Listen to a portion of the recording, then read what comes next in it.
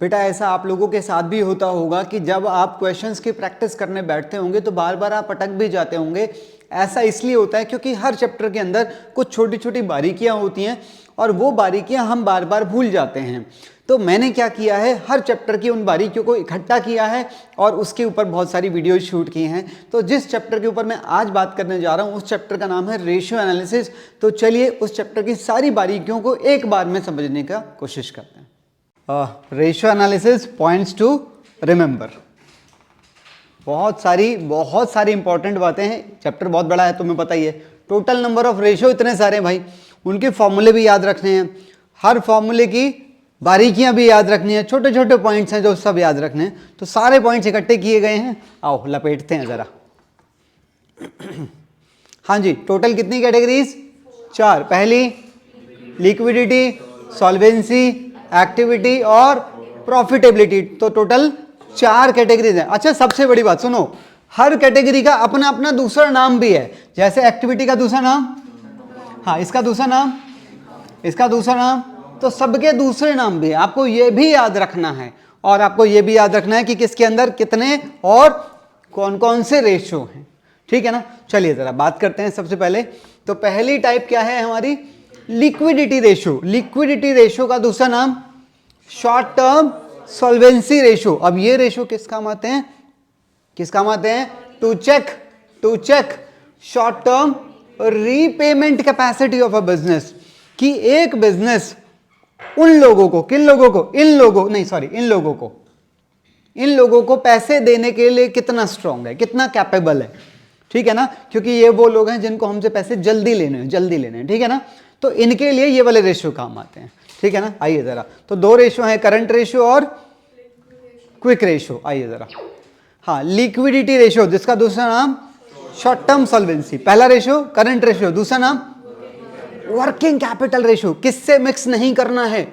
Working capital turnover ratio आएगा एक activity के अंदर, उससे मिक्स नहीं करने का है। ठीक है, तो पहले रेशियो पे बात कर रहे हैं, करंट रेशियो। करंट रेशियो का formula current asset upon current liability. Current assets में क्या देखना है? करंट लायबिलिटी में कोई चेंज नहीं है, जैसी बैलेंस शीट में होती है वैसे ही उठा लेनी है।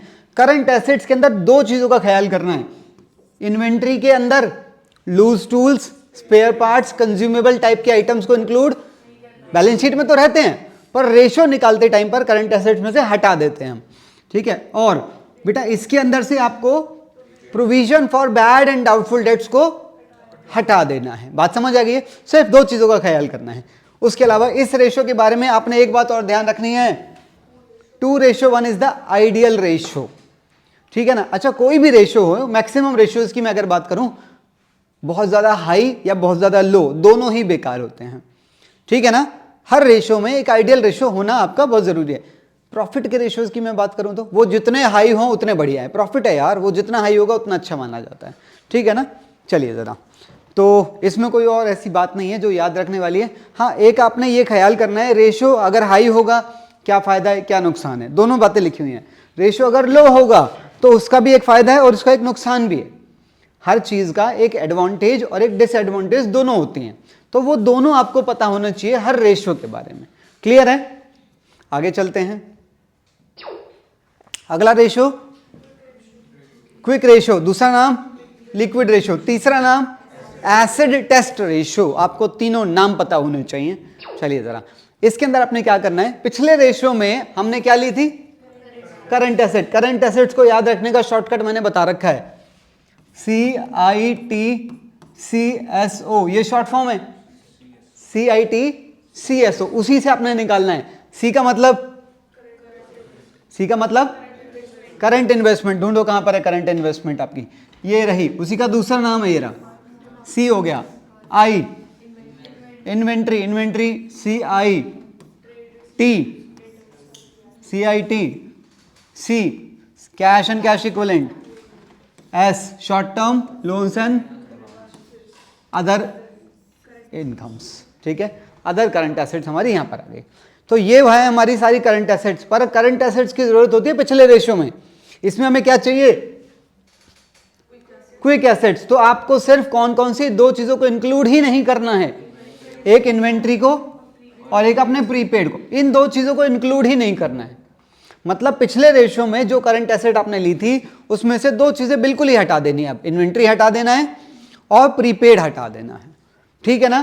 तो फिर आपको क्या मिल जाएगा, और करंट लायबिलिटी जो पहले थी इसमें भी सेम रहेंगी। रेशियो हमारा आइडियल रेशियो इसमें क्या रहेगा, 1:1 इज द आइडियल रेशियो इसके लिए। चलें आगे। बेटा यहां पर 2-3 पॉइंट हैं जो मुझे सिर्फ आपसे डिस्कस करने, इंपॉर्टेंट पॉइंट्स हैं। कह रहा है हमारे बिजनेस का अभी रेशियो कितना है, यानी कि मेरी करंट एसेट अगर 2.5 लाख की है तो मेरी करंट लायबिलिटी, अभी मुझे इसका असर बता दो, इसका क्या असर पड़ेगा, खुद सोचो। रिडेम्पशन ऑफ डिबेंचर अगर हम करते हैं तो इससे मेरे रेशियो पे क्या फर्क पड़ेगा। बेटा यहां से कैश घटेगा, दूसरी चीज क्या कम होगी।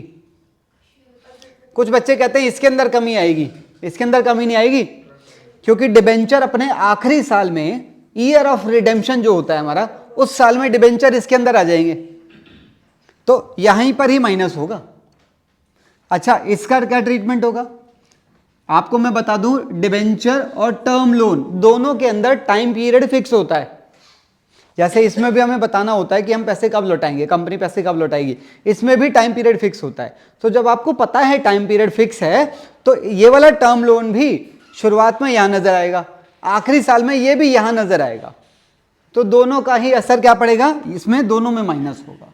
इसका क्या होगा, रीपेमेंट ऑफ बैंक लोन, अगर ऐसा लिखा हो तो नहीं बेटा, बैंक लोन के केस में यहां से कैश कम होगा और यहां से कम होगा आखिरी साल में। हमें थोड़ी पता उसका कौन सा आखिरी साल है, वो किसी भी साल में वापस दिया जा सकता है जैसे ही पैसे का इंतजाम होगा, और जब तक पैसे नहीं देते हैं तो इंटरेस्ट देते चले जाएंगे हम उसके ऊपर। इनमें दोनों में टाइम पीरियड फिक्स है, इसका टाइम पीरियड फिक्स ही नहीं होता है, तो इसका कोई आखिरी साल वाला सीन नहीं है, जब होगा पैसा दे देंगे। समझ गए आप, आगे चलते हैं। अच्छा एक टर्म और आती है बेटा हमारे बीच में, टोटल डेट हम इसे बोलते हैं, दिस इज टोटल डेट। अच्छा एक टर्म और भी आएगी, व्हाट इज दिस, ऊपर वाला बॉक्स, ये दोनों मिलकर क्या बनाएंगे, कैपिटल एम्प्लॉयड बनाते हैं। कैपिटल एम्प्लॉयड होती क्या है यही नहीं पता, कैपिटल तो सबको पता है, कैपिटल तो उसको कहते हैं जो पैसा मालिक लगाते हैं, ये वाला पैसा जो मालिक लगाते हैं, पर यहां पर हम टर्म यूज कर रहे हैं कैपिटल एम्प्लॉयड। होती क्या है कैपिटल एम्प्लॉयड, अभी बात करूं कि रेलेवेंट रेशियो पे आके बात कर लेंगे, कैपिटल एम्प्लॉयड क्या होती है हम अभी बात करेंगे, ठीक है। चलो अगला रेशियो बेटा, अगली कैटेगरी सॉल्वेंसी रेशियो। पिछली कैटेगरी का नाम क्या था, लिक्विडिटी रेशियो, दूसरा नाम शॉर्ट टर्म सॉल्वेंसी रेशियो, इसका नाम सॉल्वेंसी रेशियो, दूसरा नाम लॉन्ग टर्म सॉल्वेंसी। इसका पहला रेशियो डेट इक्विटी, इसका कोई दूसरा नाम नहीं है, यही नाम चलता है, डेट इक्विटी रेशियो। फॉर्मूला बड़ा सिंपल है, डेट अपॉन, और दूसरा नाम इसका और नाम, इक्विटी का दूसरा नाम, तीसरा नाम, चौथा नाम। ये सब ऐसा परेशान मत होना, हर चीज के छे नाम रखे हुए हैं, ये सब तुम्हें पता होते हैं, बस तुम लोग ना थोड़ा खंगालते नहीं हो, चेक नहीं करते हो कि हाँ यार ऐसा हो सकता है। मतलब ये सब रिलेटेड टर्म्स हैं, याद रखना इतना भी मुश्किल नहीं है आपके लिए, ठीक है। आइए जरा बेटा डेट और इक्विटी का मीनिंग निकालते हैं। डेट का मीनिंग सीधा से क्या, ये रहा डेट। इक्विटी का मीनिंग कैसे निकालोगे, या तो आप सीधा सीधा इसे ले लो, ये इक्विटी है, या फिर इसमें से इसे हटा दो और इसे हटा दो। अगर इस पूरे बॉक्स में से मैं इन दोनों को हटा दूं तो मुझे क्या मिल जाएगा फिर भी। तो इक्विटी की दो अप्रोच हैं, एक है इक्विटी की, एक है डायरेक्ट अप्रोच और एक है इनडायरेक्ट अप्रोच। इनडायरेक्ट अप्रोच मतलब total asset minus total date, हम इसे ऐसा कह सकते हैं। क्लियर है, आगे चलते हैं। आइडियल रेशियो 2:1 है।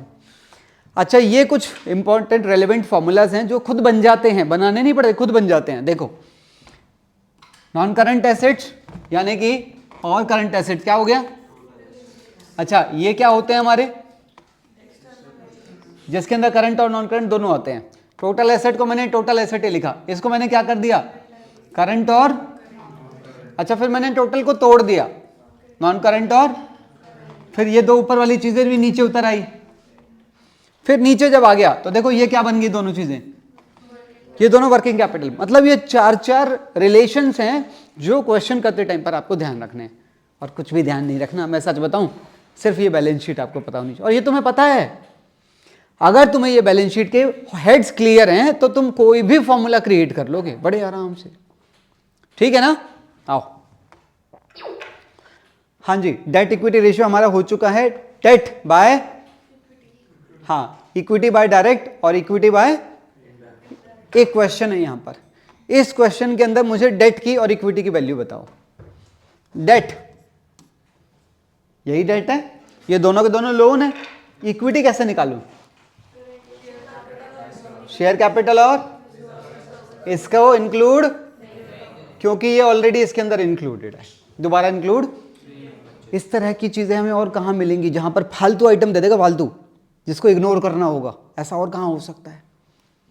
सोचो, क्वेश्चन में तुम्हें डायरेक्ट एक्सपेंसेस दे दिए और साथ में कह रहा है वेजेस, कैरेज, तो वो तो ऑलरेडी डायरेक्ट के अंदर इंक्लूड है, तो आपको उन्हें इग्नोर करना होगा वहां पर जाकर, ठीक है ना। आइए जरा आगे बढ़ते हैं। अगला रेशो, सेम कैटेगरी, अगला ratio total asset to debt ratio. Total asset to, formula क्या है? Total asset upon, total asset upon debt, बिल्कुल ठीक है, फॉर्मूला यही है हमारा, total asset upon. Total asset का मीनिंग किसको नहीं पता भाई? ये रहा टोटल एसेट, और डेट का मीनिंग तुम्हें पता ही है अभी, ठीक है ना। आगे चलते, कुछ नहीं है इसके अंदर डिस्कस करने लायक। अच्छा, इसके अंदर जरा देखिए, जरा कैसे निकालेंगे वैल्यू।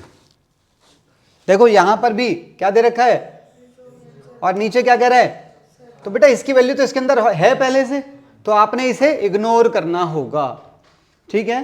प्रैक्टिकल क्वेश्चंस में वो तुम्हारे साथ इसी तरह की चालबाजियां करेगा, वो अपने आप को समझदार समझेगा और तुमने उसकी समझदारी का तोड़ निकाल लेना है बस, कि हाँ हाँ तू आके मेरे साथ खेल, में हराता हूं तुझे, ठीक है। आओ, सेम कैटेगरी, तीसरा रेशो क्या है? Proprietary ratio. फॉर्मूला क्या है? Share holder fund upon total assets. चलिए जरा चेक करते हैं बेटा। शेयर होल्डर फंड मतलब इक्विटी, और इक्विटी का मैंने अभी बताया, या तो सीधा ये ले लो या फिर इसमें से इसे माइनस कर दो, ठीक है ना। तो इक्विटी की वही दो अप्रोच हमारी यहां पर भी रहेंगी, डायरेक्ट और इनडायरेक्ट। और टोटल एसेट दुनिया जानती है क्या होती है, करंट और नॉन करंट। आगे चलते हैं, कुछ नहीं है इस क्वेश्चन के अंदर। देखो जरा कैसे होगा, प्रोप्राइटरी रेशो ही मांगा है बेटा। देखो इनसे तो आपको क्या मिल रहा है, मुझे बता दो शेयर होल्डर फंड कैसे मिलेगा। शेयर होल्डर फंड मतलब एक और, अच्छा इसके अंदर दो चीजें होती हैं, इक्विटी और इसके अंदर भी दो चीजें होती हैं, रिजर्व और, चार चीजें मिलकर शेयर होल्डर फंड बनाती हैं। आओ इक्विटी की वैल्यू निकालो, कितनी है? कह रहा है 0.4 टाइम्स ऑफ टोटल, तो यानी कि वो कितना है? 3 लाख। हाँ, और प्रेफरेंस कितना है? 0.25 ऑफ दिस, यानी कि 80,000। शाबाश। जो बच्चे छोटी छोटी कैलकुलेशन यूं कर लेते हैं ना बिना लिखे भाई, उसके लिए पेपर लेंदी नहीं है कभी भी। पेपर लेंदी तभी बनता है जब तुम फालतू की चीजों पे सोचना शुरू कर देते हो, छोटी छोटी बातों को लिख रहे हो, परसेंटेजेस निकाल रहे हो, प्लस माइनस कर रहे हो, पेपर लेंदी लगने लगता है। फिर आप कमी निकालते हो कि भैया बनाने वाले ने पेपर बड़ा खराब बनाया है, कमी आपकी अपनी है। आइए, रिजर्व, रिजर्व रिजर्व रिजर्व दे रखा है कितना है? रिजर्व की वैल्यू में कितनी दे रखी है बेटा? रिजर्व सरप्लस भी तो चाहिए। अब तुम्हें पता होगा जो हमारा करंट ईयर का प्रॉफिट होता है वो प्रॉफिट आके कहां चला जाता है? देखो क्या कह रहा है, नेट प्रॉफिट बेटा, उसमें से टैक्स हटा दो तो 90,000 का सरप्लस भी आएगा। आपने इसका ख्याल करना है। बच्चे पता है क्या करते हैं, 1, 2 और 3 बस सरप्लस को छोड़ देते हैं, सरप्लस भी तो ऐड होगा, ठीक है। चलिए, हाँ जी, सेम कैटेगरी, अगला रेशो क्या है? Interest coverage ratio. दूसरा नाम डेट सर्विस रेशो। फॉर्मूला याद है? Net profit before interest before tax. ऐसा प्रॉफिट जिसमें से ना इंटरेस्ट माइनस हुआ हो ना टैक्स माइनस हो, और नीचे क्या रखने का है? फिक्स इंटरेस्ट कॉस्ट या इंटरेस्ट चार्जेस भी कह सकते हैं आप इसे। देखिए जरा, फॉर्मूला क्लियर है? फॉर्मूला क्लियर है? अच्छा आओ जरा, इसमें से कोई चीज ऐसी समझने लायक है क्या? बस थोड़ा सा ये ध्यान रखना, 6 to 7 टाइम इसका आइडियल माना जाता है, काफ़ी रेशियो है इतना, क्योंकि कवर है ये बेसिकली। अगर मुझे किसी को 100 रुपये देने हैं और मेरे पास 700 रुपये हैं, तो दूसरे व्यक्ति को घबराने की ज़रूरत नहीं है, मेरे पास 7 गुना पैसा है, ठीक है ना। तो ये कवरेज ये बताता है कवर कितना है, कितना टाइम्स कवर है, ठीक है। और अभी तक हमने कौन कौन से रेशियो डिस्कस करे, एक बार। पहला करंट रेशियो किस फॉर्म में प्रेजेंट होता है? प्योर रेशियो के फॉर्म में, 1:2, 2:3, इस तरह फॉर्म में। अगला रेशियो था लिक्विड रेशियो, वो भी सेम फॉर्म में प्रेजेंट होता है। उसके बाद हम आए थे डेट इक्विटी रेशियो, वो भी सेम फॉर्म में प्योर रेशियो में होता है। उसके बाद हम आए थे टोटल एसेट टू, वो भी सेम फॉर्म में कह सकते हैं आप, ठीक है। परसेंटेज में निकालना चाहते हो तो उसको 100 से मल्टीप्लाई करना पड़ेगा। उसके बाद अगला proprietary ratio, shoulder fund upon 100 से मल्टीप्लाई करोगे तो परसेंटेज में आएगा, 100 से मल्टीप्लाई नहीं करोगे तो प्योर रेशियो में भी आ जाएगा, फ्रैक्शन में भी चल जाएगा, कोई दिक्कत नहीं है, ठीक है। अभी क्या पढ़ रहे हैं? इंटरेस्ट कवरेज रेशियो, इसका आंसर भी किस में आएगा? टाइम्स में भी आएगा, ठीक है।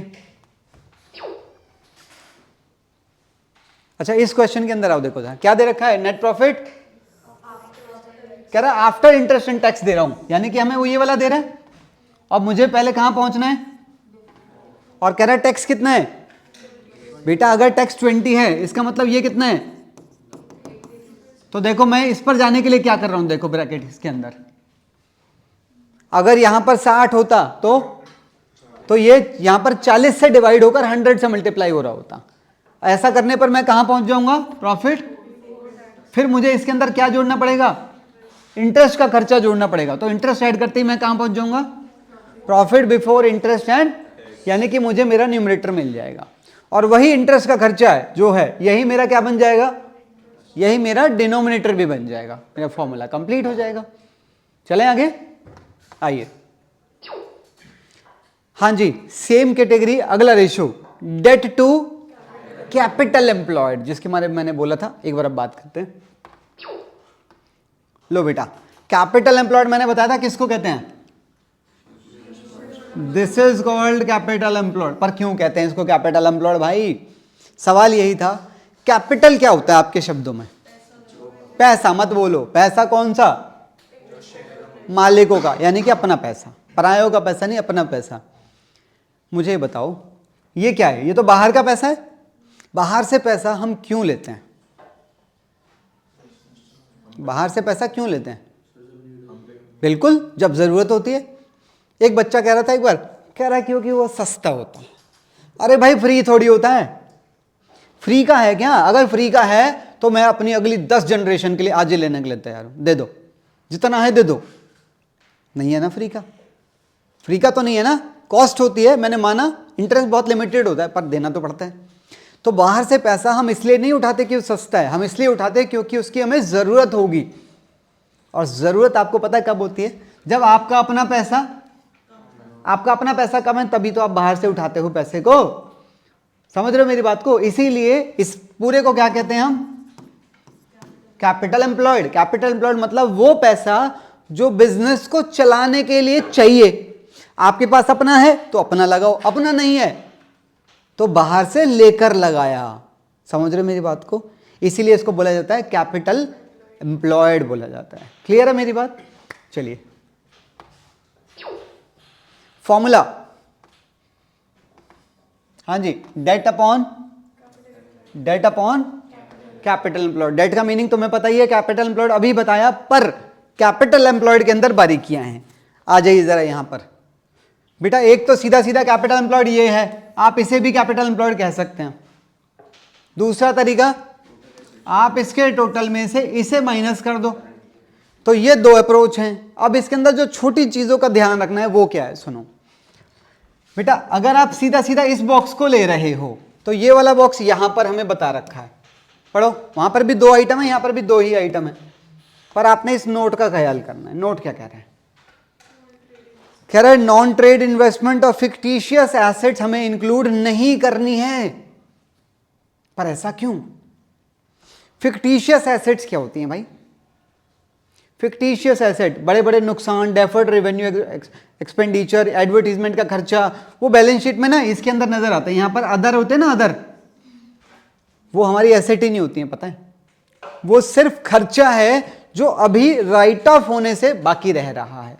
और उसकी वजह होती है हमारे अकाउंट्स के रूल, क्योंकि उन बड़े खर्चों को हम फर्स्ट ईयर में राइट ऑफ नहीं करते, तो वो हमारे साथ बैलेंस शीट में कैरी होते रहते हैं नालायक। समझ रहे हो मेरी बात को? तो वो खर्चे जो बैलेंस शीट में नजर आ रहे हैं, जो अभी राइट ऑफ होने से बचे हुए हैं, तो वो एसेट है ही नहीं, वो झूठी एसेट है, दिखावा है वो सिर्फ खर्चा है। और वो खर्चा है तो उसे माइनस तो करना पड़ेगा, वो कैपिटल का हिस्सा ही नहीं है। इतना क्लियर है? दूसरा आइटम क्या है?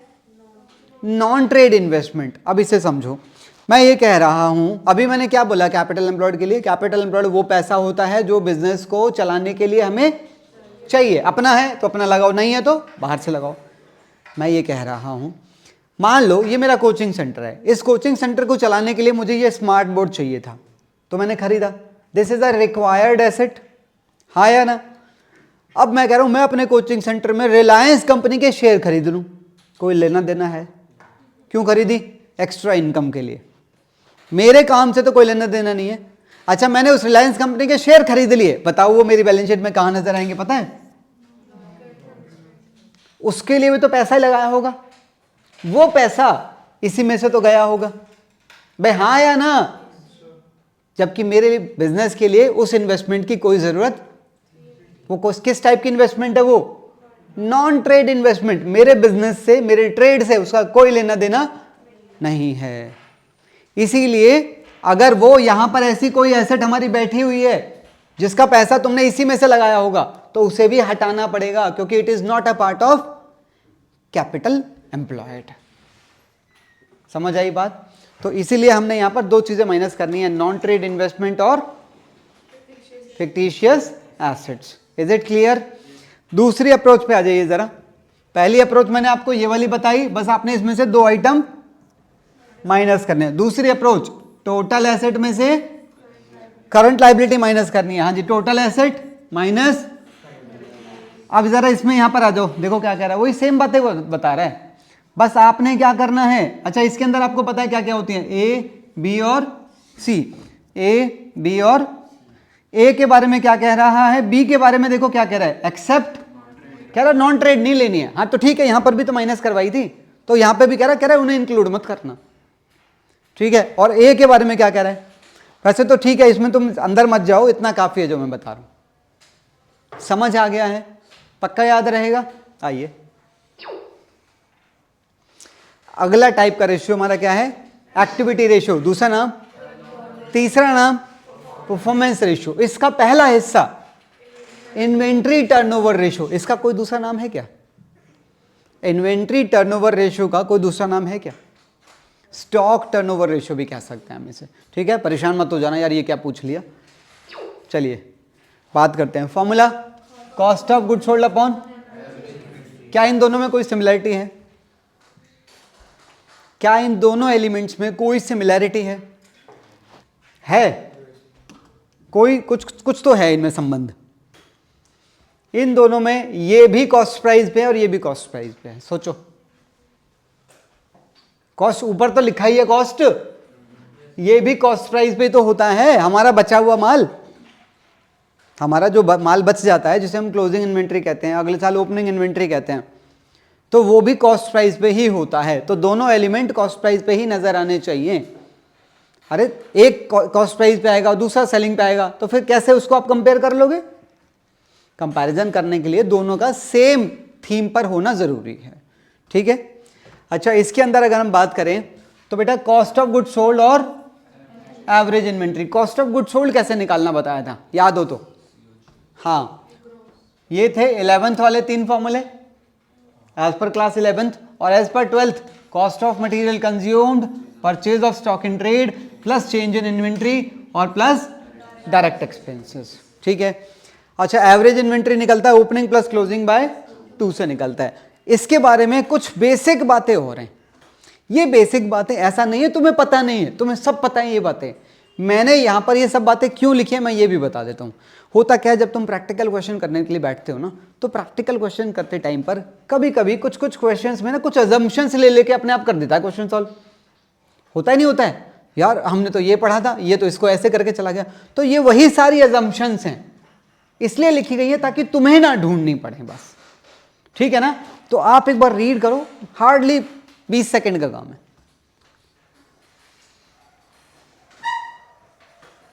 कीजिए, रीड कीजिए एक बार।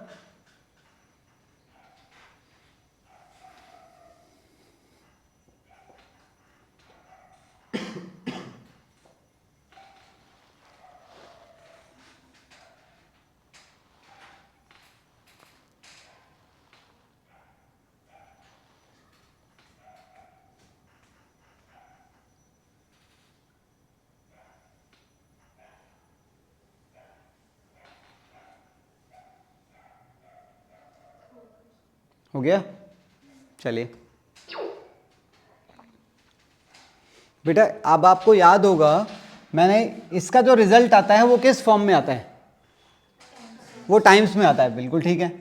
मान लो ये कितना आ गया, अच्छा इसके साथ एक जुड़ा हुआ रेशियो और होता है, इसके साथ ही जुड़ा होता है, इन्वेंट्री होल्डिंग पीरियड। उसका दूसरा नाम, उसका तीसरा नाम भी है कुछ, इन्वेंट्री वेलोसिटी। बेटा एवरेज वेलोसिटी नहीं, इन्वेंट्री वेलोसिटी, ठीक है, इन्वेंट्री वेलोसिटी।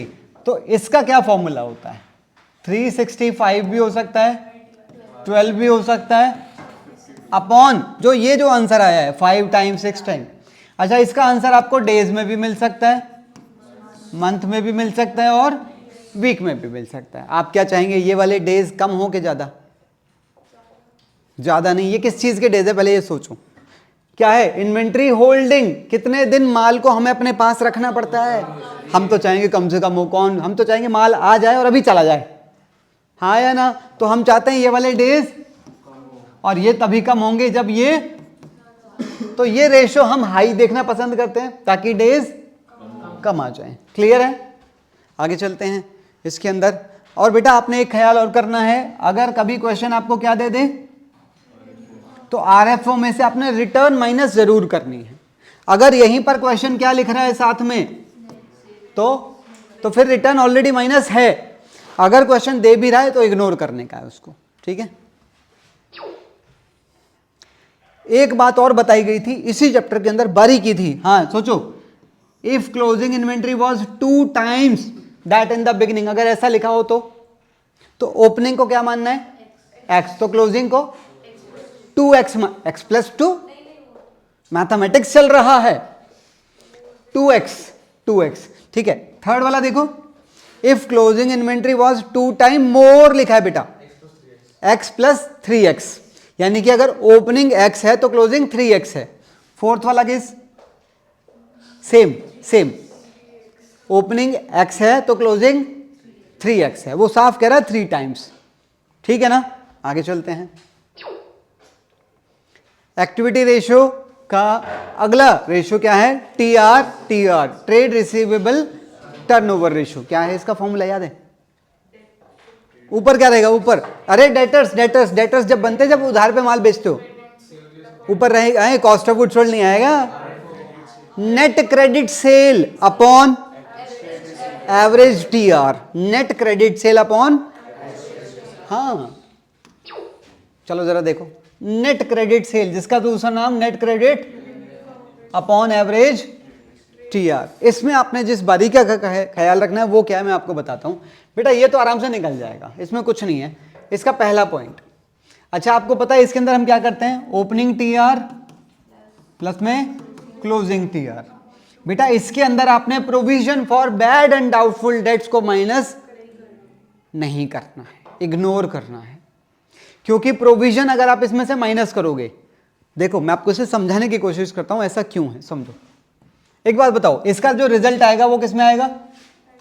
वो टाइम्स में आएगा। मान लो कितना आ गया, इसके साथ एक रेशियो और जुड़ा होता है इन्वेंट्री डेटर्स वेलोसिटी, दूसरा नाम एवरेज एज ऑफ डेटर्स, इसका तीसरा नाम एवरेज कलेक्शन। और ये कैसे निकलता है? 365 भी हो सकता है, 12 भी हो सकता है और 52, यानी कि वीक में भी, अपॉन ये 5 टाइम 6 टाइम जो भी है, हाँ या ना। अच्छा इसका जो आंसर आएगा वो डेज में आएगा, जो भी आएगा।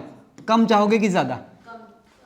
ये वो पैसा है जितने दिनों में हमें पैसा मिलना है, हम तो चाहेंगे कम से कम हो, अभी मिल जाए, तो हम चाहते हैं इसके डेज, इसका कम होना है इसके ज्यादा होने पे तो हर आदमी चाहेगा कि मेरा ये वाला रेशियो ज्यादा हो ज्यादा हो ज्यादा हो और ज्यादा हो, हाँ है ना।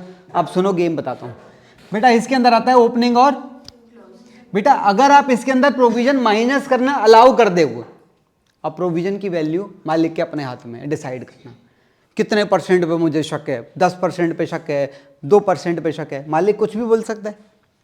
सोचो अगर आप इसके अंदर 2% का प्रोविजन माइनस कर रहे हो तो आपका रिजल्ट कुछ और होगा, अगर आप इसके अंदर 10% का प्रोविजन माइनस करोगे तो आपका रिजल्ट ये वाला इंप्रूव हो जाएगा ना। तो तुम अपने बिजनेस की पोजीशन को बेटर दिखाने के लिए, इस रेशो को बेटर दिखाने के लिए प्रोविजन की वैल्यू बढ़ा दोगे, इसीलिए प्रोविजन को माइनस करना ही मना है, प्रोविजन माइनस नहीं होगा इसके अंदर, ठीक है। इसके अंदर कहीं पर भी कोई प्रोविजन माइनस नहीं करना है, क्लियर है।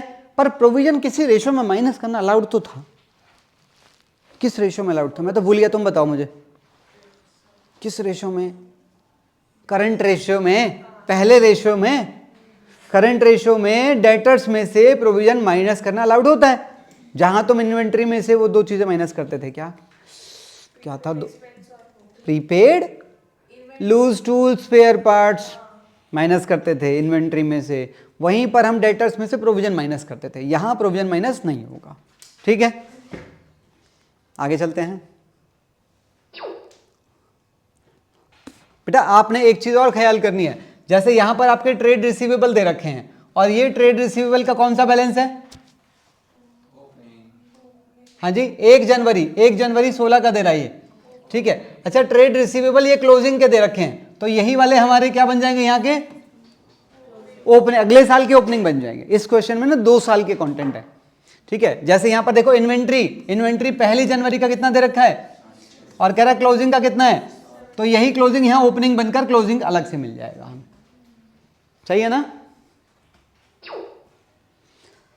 हाँ जी सेम कैटेगरी, अगला रेशियो ट्रेड पेबल्स, क्या फॉर्मूला होगा, ऊपर नेट क्रेडिट, नीचे एवरेज ट्रेड, शाबाश बहुत बढ़िया। हाँ जी आ गया, फॉर्मूले में कोई चेंज नहीं है और बहुत इजी भी है। इसके साथ जुड़ा हुआ रेशियो क्या है, एवरेज पेमेंट पीरियड, और इसी का एक और नाम क्रेडिटर्स, इसी का एक और नाम होता है एवरेज, ये वाला क्या बताया था मैंने, एवरेज पेमेंट पीरियड, निकालो एक और नाम है इसका, एवरेज पेमेंट पीरियड, एवरेज से ये शुरू होता है यार, एवरेज एज ऑफ, अबे इन्वेंट्री से बड़ा प्रेम है भाई तुम्हें, कोई नाता है, कोई रिश्ता बनने वाला हो, चलो एवरेज एज ऑफ क्रेडिटर्स। हाँ जी ये कैसे निकलता है यार, 365 भी हो सकता है, 12 भी हो सकता है, इसके अपॉन में क्या रखना है, जो इसका यहां पर टाइम्स में आएगा, मान लो 5 टाइम्स आ गया। अच्छा तो हम ये वाले डेज कैसे चाहते हैं, हम ये वाले डेज ज्यादा चाहते हैं, हम चाहेंगे कि हम किसी से आज माल खरीदे और मरते दम तक पैसा ही ना दें, ज्यादा से ज्यादा दिन चाहते हैं हम ये वाले, दिस इज क्रेडिट पीरियड, जो हमें मिलता है उधार पे माल मिलता ही रहे, पैसे देने ही ना पड़े। तो बेटा अगर आप इसे ज्यादा चाहते हो तो आपका इसका रिजल्ट लो रखना पड़ेगा, ठीक है ना। आइए हाँ जी सेम कैटेगरी, अगला रेशो क्या है, फिक्स एसेट्स टर्नओवर रेशो, क्या रहेगा ऊपर, क्या रहेगा ऊपर, अबे सोचो बुद्धि लगाओ, फिक्स एसेट्स किस टाइप की सेल में काम आती हैं, कैश सेल में कि क्रेडिट सेल में, भाई टर्नओवर लिखा है सब में ऊपर सेल ही आएगी, पहला वाला छोड़ के,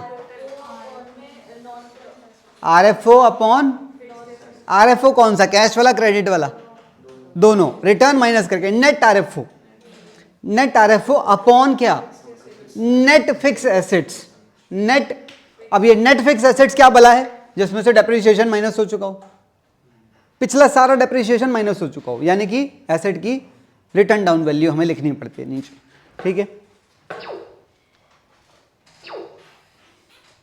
हाँ जी फॉर्मूला देखिए, net RFO upon net fix assets, ठीक है। याद रखने वाली कोई ऐसी कोई खास अलग से बात नहीं है, नॉर्मल रेशियो है। आगे चलते हैं। हाँ जी, सेम कैटेगरी अगला रेशियो नेट एसेट्स टर्नओवर। बच्चे इनमें कंफ्यूज होते हैं। पिछले वाले का नाम क्या था? Net fix assets. वो वाला रेशो एक बार वापस आओ, वो वाला रेशो खाली इनके बारे में बात कर रहा था। इसका नाता पता है किससे जोड़ा जा रहा था? अगला रेशो क्या है? अगला ratio net assets turnover ratio. Net assets ये क्या है? अरे नेट एसेट्स इसे बोलते हैं, इसे तो कुछ और भी बोलते हैं। अब इसका रेशो इसके साथ देखा जाएगा, दोनों में डिफरेंस समझो आप। पहले वाला क्या था? नेट या फिर फिक्स एसेट कह लो। हाँ जी, फिक्स एसेट्स टर्नओवर रेशो। और अगर मैं इसे इसके साथ देख रहा हूं तो net assets turnover ratio. Confuse मत होना, कैपिटल एम्प्लॉयड का दूसरा नाम नेट एसेट भी होता है। आ तो रहे हैं? हाँ जी, ये वाला बात करते हैं एक बार। देखिए जरा, ऊपर क्या रहेगा? नेट आरएफओ, और नीचे क्या रहेगा? जिसका दूसरा नाम कैपिटल। और कैपिटल एम्प्लॉयड के दो अप्रोच है, वही इक्विटी और एसेट, यानी कि डायरेक्ट और इनडायरेक्ट दो अप्रोच हैं। दोनों वही है, सेम बॉक्सेस हैं, बिल्कुल कोई चेंज नहीं है। हाँ जी, एक्टिविटी रेशियो का अगला टाइप वर्किंग कैपिटल। फॉर्मूला क्या रहेगा? ऊपर कौन सी sale? Total sale, return minus करके net RFO upon working capital की average working capital.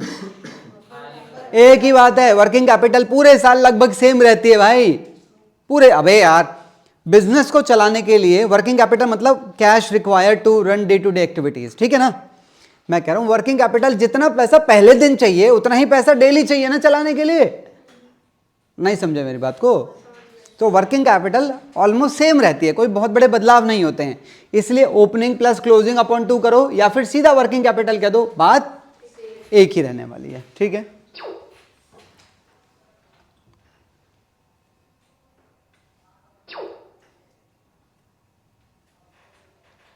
Formula check कीजिए, net RFO upon working capital. Working capital कैसे निकलती है? Current asset minus current liability. Last हमारी कैटेगरी क्या है? Profitability ratio. दूसरा नाम इनका, पहली कैटेगरी क्या थी? Solvency ratio. दूसरा नाम हाँ लिक्विड रेशियो। उसका दूसरा नाम शॉर्ट टर्म सॉल्वेंसी। दूसरी कैटेगरी क्या थी? Long term solvency. तीसरी कैटेगरी क्या थी? Activity ratio. उसका दूसरा नाम टर्नओवर रेशियो। तीसरा नाम परफॉर्मेंस रेशियो। अभी क्या है? Profitability ratio. अगला नाम इसका पहला ratio GP ratio. GP ratio आइए जरा, GP ratio gross profit ratio. हाँ जी, ग्रॉस प्रॉफिट अपॉन, यानी कि इसका नाता इसके साथ, ठीक है ना। आगे चलते हैं। अच्छा, इसके अंदर आपने क्या ख्याल करना है? ग्रॉस प्रॉफिट इक्वल टू क्या होता है? सेल माइनस और कॉस्ट ऑफ गुड्स सोल्ड, जो आपने पीछे पढ़ा था। पीछे कौन से रेशियो में पढ़ा था मानसी? इन्वेंट्री टर्नओवर रेशियो के अंदर हमने पढ़ा था। कॉस्ट ऑफ गुड्स सोल्ड वहां पर निकाला था हमने, ठीक है।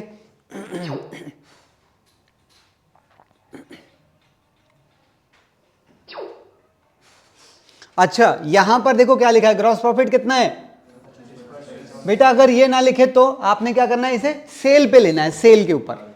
अगर क्वेश्चन परसेंटेज किसके ऊपर डिपेंड है ये नहीं बता रहा है तो ऑन सेल आपने, यानी कि आरएफओ पे डिपेंड कर लेना उसको, ठीक है। हाँ जी, सेम कैटेगरी अगला रेशियो ऑपरेटिंग रेशियो।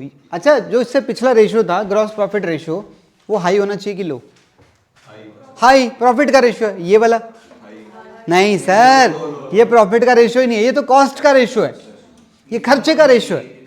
हाँ, ये जितना लो रहे उतना अच्छा है। बात करते हैं, इसका फॉर्मूला होता है ऑपरेटिंग कॉस्ट अपॉन, और बेटा ऑपरेटिंग कॉस्ट ये होती है इन दोनों का टोटल अपॉन सेल, ये करना है हमें। सो ऑपरेटिंग कॉस्ट, आओ जरा, ऑपरेटिंग कॉस्ट इक्वल टू, और कॉस्ट ऑफ गुड्स सोल्ड वही तरीके जो आपको बताए थे। ऑपरेटिंग एक्सपेंसेस, ऑपरेटिंग एक्सपेंसेस में क्या क्या आएंगे? Employ benefit, depreciation and other, और अदर के अंदर क्या क्या? हाँ, other than direct expenses and non operating expenses, उनको छोड़कर, ठीक है ना।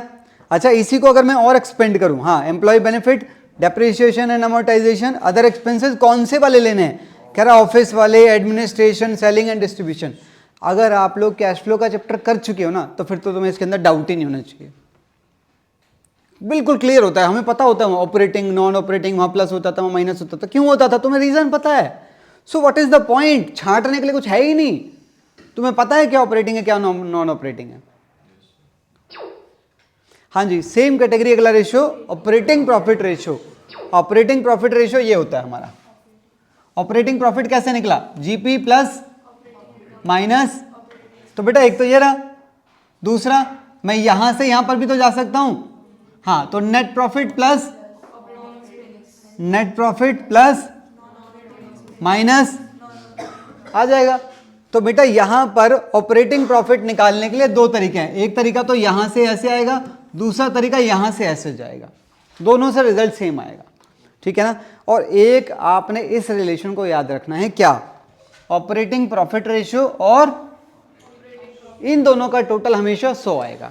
अगर ये वाला 60 है तो ये वाला, अगर ये 30 है तो ये 70 रहेगा, ठीक है।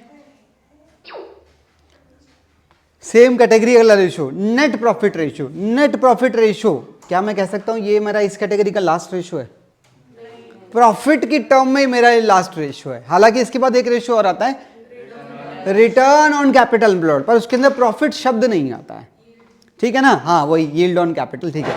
सुनो जी क्या है ये नेट प्रॉफिट, क्या फॉर्मूला है इसका, net profit upon RFO, net profit before tax की आफ्टर टैक्स। याद रखने का तरीका बता देता हूं, सुनो बेटा सुनो, इसमें आफ्टर टैक्स है, आफ्टर टैक्स मतलब देखा जाए तो हमारा लास्ट वाला प्रॉफिट, प्रॉफिट इससे ऊपर भी है, तो ये हमारा लास्ट प्रॉफिट इसके अंदर लेना है, लास्ट प्रॉफिट लास्ट रेशियो, हमारा प्रॉफिट की टर्म में ये लास्ट रेशियो है, तो लास्ट रेशियो में लास्ट वाला प्रॉफिट ही यूज करना है, last last last last last, समझ गए मेरी बात को। हाँ बच्चे बस यहां पर पता है क्या ले लेते हैं, बिफोर वाला भी ले लेते हैं कभी कभार, तो वो गड़बड़ हो जाती है, ठीक है। और इसमें कोई याद रखने वाली बात नहीं है, आगे चलते हैं। हाँ जी, इसी का लास्ट वाला क्या है, रिटर्न ऑन, हाँ अगला नाम इसी का यील्ड ऑन कैपिटल। आइए जरा, फॉर्मूला क्या रहेगा बेटा, net profit before dividend and, और नीचे क्या रखने का है, कैपिटल एम्प्लॉयड रखने का है। कैपिटल एम्प्लॉयड के वही दो तरीके, क्या, एक तो या तो ये ले लो, सॉरी या तो ये वाला ले लो, या फिर इस बॉक्स में से नेट अमाउंट भी निकल जाएगा। क्लियर है मेरी बात। और ऊपर जो है हमारा न्यूमरेटर में net profit before interest dividend and tax, ये कैसे निकलेगा, आपको इस प्रोसेस में वापस जाना पड़ता है और इसमें से यहां पर जो इंटरेस्ट का खर्चा माइनस हो रखा है उसे ऐड बैक करना पड़ता है, जैसे हम कौन से रेशियो में करते थे, इंटरेस्ट कवरेज रेशियो, जिसका दूसरा नाम था डेट सर्विस रेशियो, ठीक है। किसी का कोई सवाल जवाब है तो आप पूछ सकते हैं, नहीं, चैप्टर हमारा यहीं पर खत्म हो जाता है। बस इसके बाद हमारा एक चैप्टर बच गया है, क्या, cash flow. Till then pen down, ठीक है, मिलेंगे फिर हम लोग।